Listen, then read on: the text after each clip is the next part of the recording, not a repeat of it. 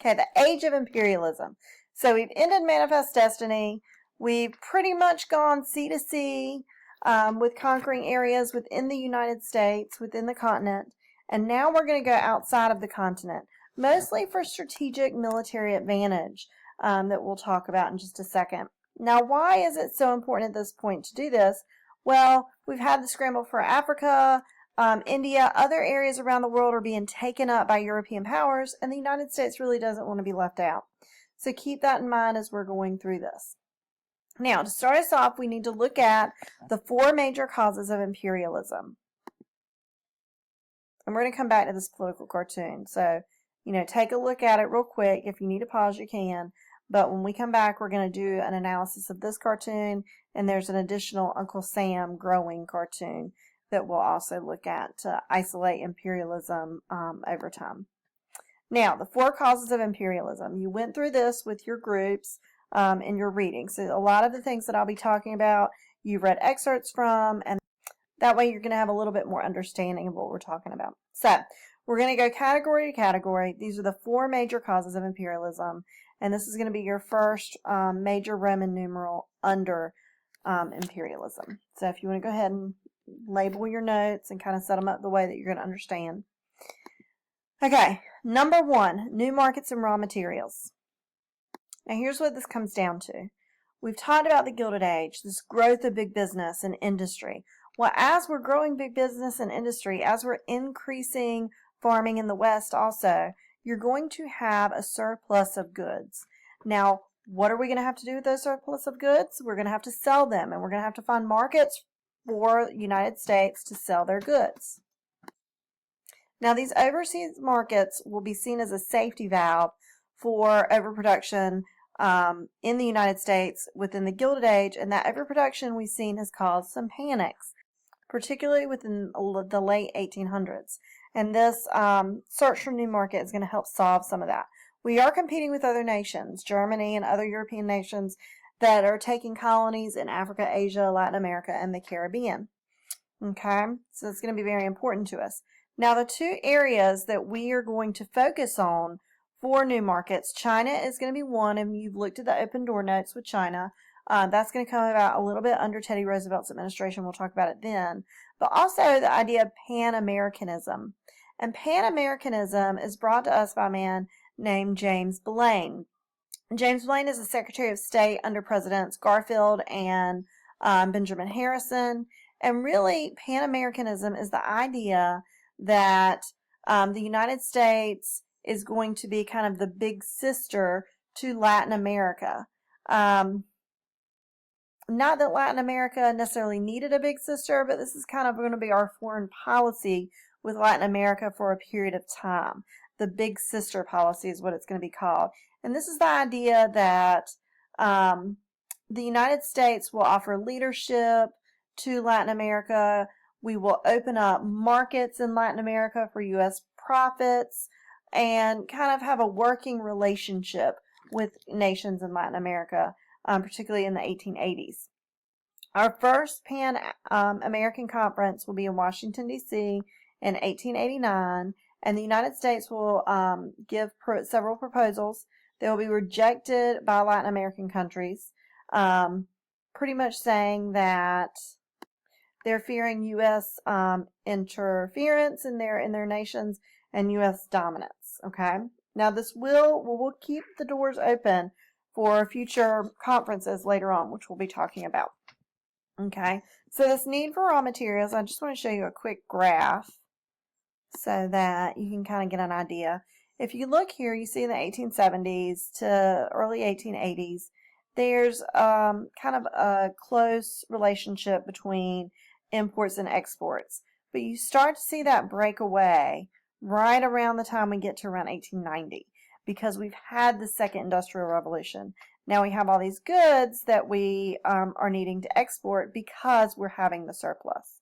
So that kind of helps you there. This next is going to talk about our investments in various areas, including Latin America. Okay, so we're increasing our investments, overseas investments, as well as investments within the United States businesses. Okay, number 2, and this is really, really key. is the expansion of our naval power. You saw this in the video we talked about yesterday. In the early 1900s, you're going to have a large increase in our Navy. Captain Alfred T. Mahan is going to write a book that's called The Influence of Sea Power Upon History around 1890. Now, the thesis of this work is to control the sea is going to be key to world dominance and empire. The empire, imperialism that's happening, the empire we're attempting to build. Okay? Now, there's two parts to this. The first part, he says, is that the United States should build a large navy and build defensive bases for refueling stations and strategically locate them in the world's oceans. So we're talking predominantly the Atlantic Ocean and the Pacific Ocean. And in part of this, there will be a suggestion to take Hawaii or other Pacific islands for this purpose. Okay, and we're going to get to how that happens in a little bit. The second thing he's going to advocate is for the United States to build a canal across the Isthmus of Central America, and this will link the two oceans together. I want you to keep in mind it's very difficult to have a navy to protect possessions of the United States that we're gaining in imperialism if we cannot go from ocean to ocean very quickly, and also to protect both coasts, the East Coast and the West Coast of the United States. Okay, this just gives you an idea.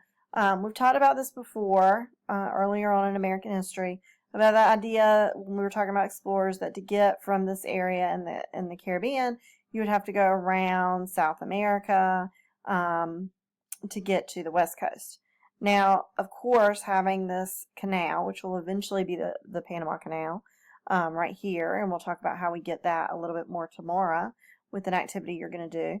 That's going to make it a lot easier for us to get to possessions that we have here, including America Samoa, Hawaii, and then Guam, Philippines, other areas, okay? So just keep that in mind. It's also going to help us greatly when we are fighting in World War II. Okay, next up, we have cultural superiority. Now, you've looked at the two works that I have here, Josiah Strong's In Our Country and Kipling's The White Man's Burden, which are both very much advocating the superiority of Anglo-Saxon civilization. Now, Kipling is going to argue that, and within his poem that you read, that it is the white man's job to carry democracy to Africa and Asia. This is another example of the United States, where actually Kipling is more talking about the British doing the same thing. But the idea that Anglo-Saxons are, going to improve these societies, but do they really need improvement? Is that what those societies are asking for? And it's kind of the same idea with Native Americans. That may be a very good synthesis there as well. Now, Josiah Strong is going to urge Americans to spread religion and democratic values to these various peoples that the United States is taking over these areas, and as we're doing that, okay? I will also mention here the idea of social Darwinism, that the strongest part of society will survive and the other parts of society might need to fold into that. A little bit of an Americanization idea here. And we can discuss a little bit more about these works that you looked at and some takes on them when we talk about imperialism a little bit more next week within our seminar. Okay, so just keep that in mind. Now, our next and final category that we're going to mention here, and these are just some images on the way there, is going to be the Continental Frontier. In 1890, with that census, it is going to show, or pretty much claim, that that is the end of the frontier. At that point, the United States, from east to west, has been kind of conquered. It's been settled. There's civilization from one end to the other, okay? Not that there weren't already Native Americans living there, but the census is going to show that the frontier line that has been throughout Manifest Destiny is no longer there. So at this point, the United States is going to look for other areas to continue this Manifest Destiny idea, but now it's going to be imperialism, where we're conquering areas and possibly building kind of an empire. And I'm using that term very loosely. We also have Frederick Jackson Turner's thesis. And this thesis also will talk about how the West and our expansion into the West really shaped what the United States is, and it shaped individualism within the United States. And you've gotten a chance to look a little bit at Frederick Jackson Turner's thesis, and we're going to talk again more about that when we get into our seminar next week. But just kind of keep that in mind, his take on how the frontier has impacted the United States. And that now, in 1890, that frontier is over. Okay, and what it meant for the United States as it was growing and shaping. And these are just two quick little maps. The first one you've seen before. Guess what? You're going to see this map again on your test, except this time we're going to have Alaska and Hawaii as part of it. So don't forget to look back over this before your test. The next map is just showing you Native American lands that were ceded, either before 1850, between 1850 and 1870, 1870 to 1890, and then the reservation system within 1890. And you see how at this point all of these lands have been taken and controlled by the people who have settled this area and kind of pushed the Native Americans out. Okay, next up, Alaska. This is a quick review. We do gain Alaska. There's a purchase of Alaska from Russia. William Seward is responsible for this, and it's called Seward's Folly. It happens in 1867. We've talked about this under Grant's administration, and it ends up being a good thing, but it's called kind of the Seward's icebox, and he's made fun of for the purchase that is going to be made. Okay, Hawaii. This is our last part we need to talk about. Hawaii is initially going to be settled by missionaries. The Dole family is going to be part of that. And then in 1849, it becomes a U.S. protectorate economically. So not as far as controlling interests politically. Queen Liliuokalani, who was the Hawaiian queen at the time, is still going to be ruling in 1849.